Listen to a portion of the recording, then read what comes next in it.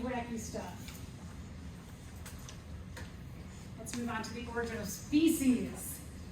And looking at a lot of these like little applications into a species. So, what's a species?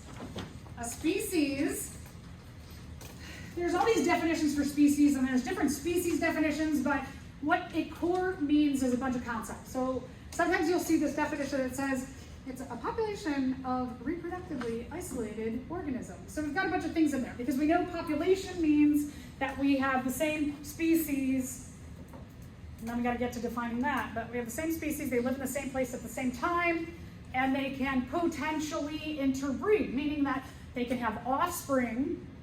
But when we say interbreed and potentially, that interbreeding means that their offspring can also have offspring, so that their offspring are fertile.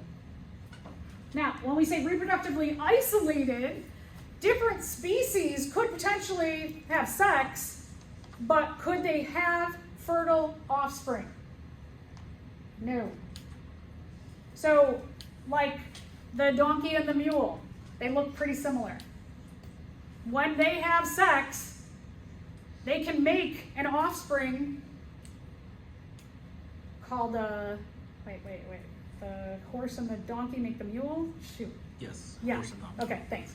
So the horse and the donkey can get together, they can have sex. No, the horse and the mule make the donkey?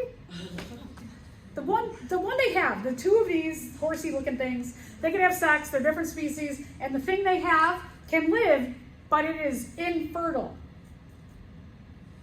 So they're not the same species. This horsey thing and this horsey thing are not the same species. Because although they can have a baby, their baby can't have babies. So that reproductively isolates them evolutionarily from being the same species. Because evolution, baked in all of those definitions, is that you can have fertile offspring who can have fertile offspring and keep your population going or evolving. Very high-tech biological terms here. Fertile, your offspring, if you are the same species, you have offspring who can have offspring. That's fertile. Could you hypothetically, please don't, have sex with a gorilla?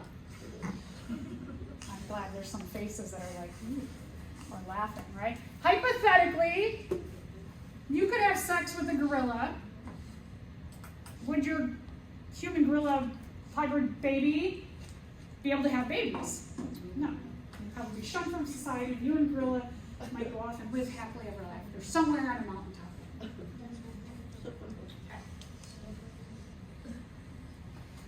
So reproductive isolation means that even if you can do things to meet each other, date each other, be in the same place at the same time, have sex, have babies, but your baby's got to be able to have babies. That's where the line is put right there. So reproductive isolating mechanisms keep us from making next generations. If the human race was on the decline and it was super important for us to have more humans, should you waste your time trying to date a gorilla? No. No, right? You shouldn't waste your time. We need more humans. We're dying. So the idea is that we're reproductively isolated. So it's really not evolutionarily prudent to try and have sex with someone who's not your same species or something, some animal. Okay? Because your need, evolution says we've got to keep the generations going. We've got to keep the population going. And we know that if something is not the same species, we can't do that. That's reproductive isolation. Okay, so there are what we call premating or prezygotic. What's a zygote? Fused cell between an egg and a sperm. Okay, egg and sperm come together, they make that first cell. It's a zygote. So this stuff happens before the egg and sperm can get together. It's all pre-zygote. No egg and sperm. Things happen that we can't even get to that point. So we're going to look at what we call premating or prezygotic mechanisms. We've got a bunch of them. So I'm going to go through each of these. Geographic isolation, they don't live together. So if you have a turtle who lives in our area of the world, and it's on turtlemating.com, and it meets a turtle in China, and they FaceTime each other, can they physically have sex? No. Over FaceTime? No, they cannot. They don't live together. So if these turtles don't live in the same place, can they have physical sex? No. So they are reproductively or geographically reproductively isolated from each other. They're different species. Maybe. Or they can't make a new species, let's put it that way. Okay, ecological isolation. We've got 2 mice. And these mice, they have very different lives, even though they live on the prairie over there. The one mouse likes to go to Starbucks. The other mouse likes to go to Pete's and get their coffee at different places. One shops at Whole Foods because it's rich, goes to Starbucks. The other one, let's say the other one goes to Dunkin' Donuts for its coffee, a little cheaper, goes to Aldi for its food. They do different things. They go to different places, but they live in the same general area. They're not having sex. Potentially, they're different species. If they don't ever meet up, can they? Nope. No. Okay, so they're ecologically isolated. Temporal isolation.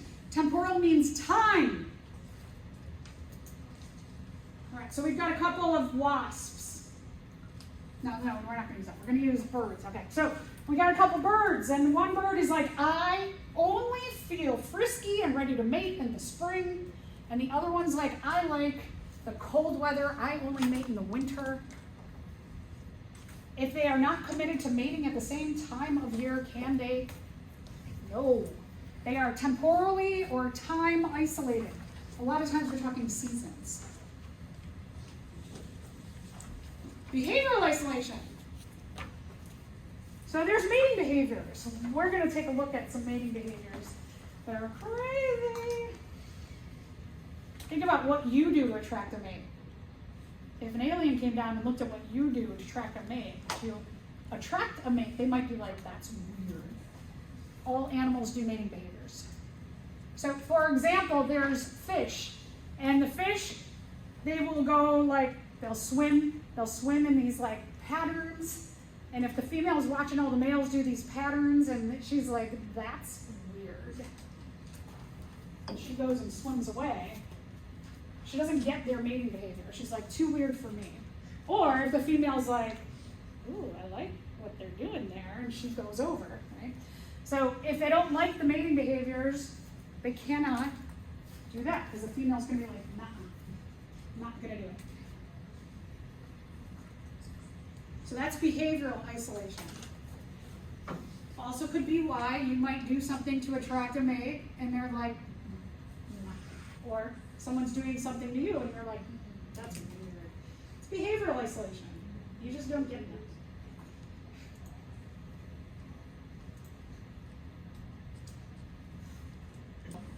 All right, so let's talk about mechanical isolation. Could you, should you, have sex with an elephant whose penis is like as big as your leg? No. Your parts aren't compatible, you'll die. Yeah. Your parts don't fit, so that's mechanical isolation.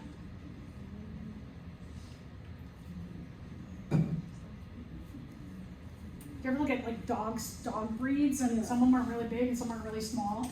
And you're wondering who's the bad? Yeah. Isn't it when you like two different dogs, the female has to be bigger? Because if it's smaller than the male, it would die. Yeah.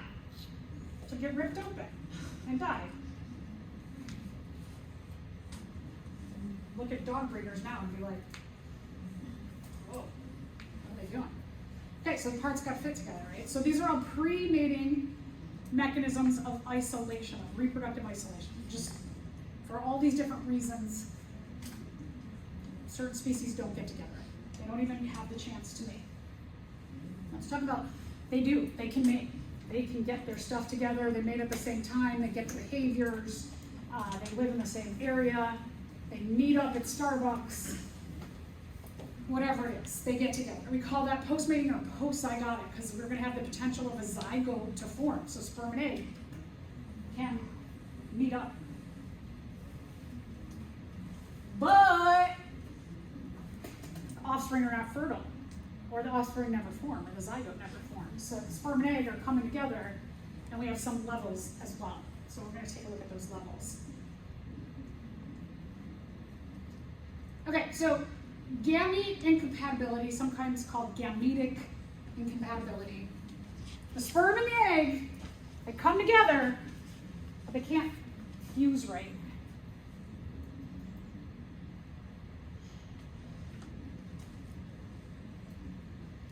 Every species, so on our cells, we have all kinds of like these glycoprotein attachment sites. And what happens is that for a species, everybody has one that's shaped a certain way. So let's say ours is shaped like kind of circular. And so what we have on the surface of our sperm and egg is you've got these like things that stick out like this and like this. So we know that if you're the same species, they can lock together. So that a sperm of a human and an egg of a human, boop, they lock together. And that allows them to then fuse and become a zygote. But let's say that you have something that's shaped like this, like kind of more triangular, and this is a circle. When it goes, it's like it's got to be two pieces of a puzzle, right? This comes together and they can lock like two pieces of a puzzle, but this and this, no, they don't perfectly come together. So those species markers on the surface of our cells, they have to be like puzzle pieces. That means that you can't fuse the egg and sperm. So the sperm can go and check in, but it's like the egg's like, nope, not gonna work. And then the sperm's like, I'm gonna keep looking for something that's shaped like this that I can plug into. And if they're like not the same species, just keep swimming and looking like boop, no, boop, no, boop, no. So then they can't fuse, and you can't make the zygote. All right, so that's gametic. Hybrid inviability. The hybrid is the offspring. So you might get to a point where maybe this one is like more oblong and yours is circular, but it does sit in there. The circle can get into the oblong shape. They're close enough. And when they do that, then the zygote starts to go from 1 cell to 2 cells to 4 cells, but then it like just stops. And it never becomes a full species. Or maybe it does, and it's born. Like some frogs get together, and it's like they're pretty close, like even though this one's like more oblong, and the circle gets in there, and then they start to, and they have tadpoles. In a few days, the tadpoles just die off. That at some point, the development stops happening.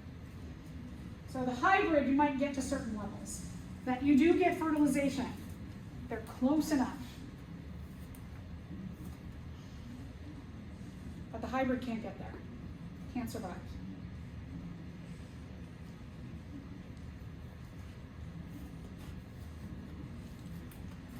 And it could be like these two frogs, let's say they have the same species, the same chromosome number. Like we have a chromosome number of 46, that all of our cells have 46 chromosomes, and our sperm brings 23 and our egg brings 23, and they come together. Our gene banding pattern on those 23 and 23 are the same, or similar enough. And so that we end up getting like this human. So species, because the gene banding patterns are the same or the same enough, then they can make a fertile offspring. But let's say these two frogs, the one that's like oblong and the one that's circular, get together, and let's even say that they both have 24 chromosomes. So that 12 from sperm and 12 from egg come together, but at some point, the coding of the genes into proteins and fats and lipids and other important things, nucleic acids, in the body of the hybrid, it's like something goes wacky because the gene banding patterns are just different enough that perhaps it can't like make the right reproductive system in the hybrid. So they're close, but not close enough. So there's different kind of levels to this.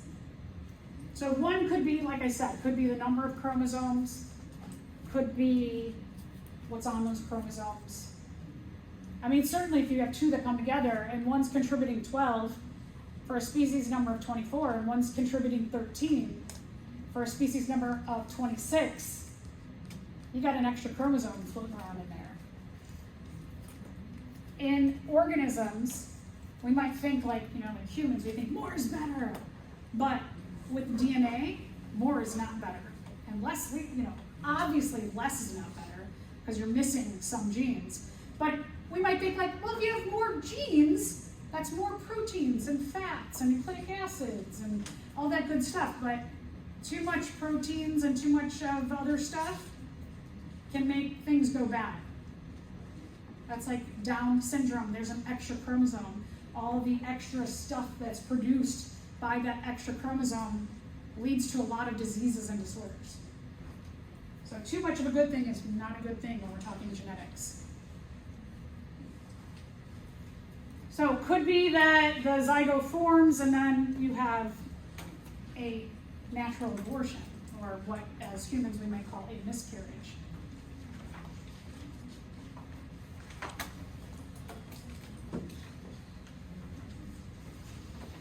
We're going to talk about the last two reproductive isolating mechanisms and then we'll stop. All right, or the last one, I think we're on the last one. Hybrid infertility. So, the horsey thing and the horsey thing, which I know is in the lecture, they get together and they make a hybrid horsey thing, but that hybrid horsey thing is infertile. So they actually can make an offspring. The offspring can't make its own offspring, so they are definitely different species. They are reproductively isolated.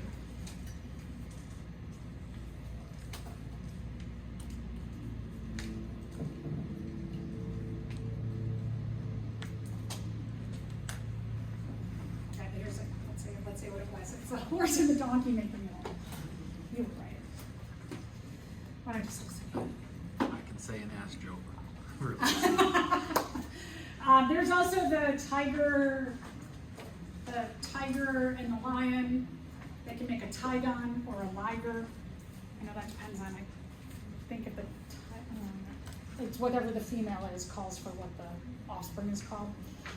But the tiger and the lion can get together and they can make a tigon, but the tigon can't make babies. So we know the tiger and the lion are different species. And I think, let's stop there. Let's stop right there. Okay, we're gonna go to lab. We got a lot of things. We gotta set up lab 22. We've got to water our plants, and then we have to take data for lab 23 and then start working on lab 23. I will put the order of things. When you get in there, I would say water your plants. Whoever goes first, if you will open the door, please. Thank you.